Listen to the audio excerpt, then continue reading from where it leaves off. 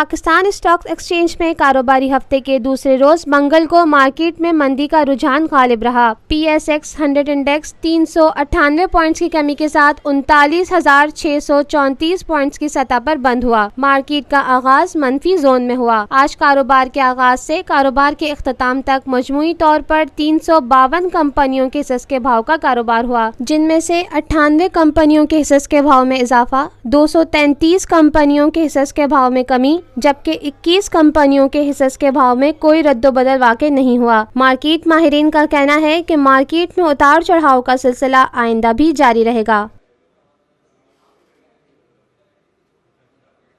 Lotus Lake Towers, a groundbreaking endeavor by Lotus Properties.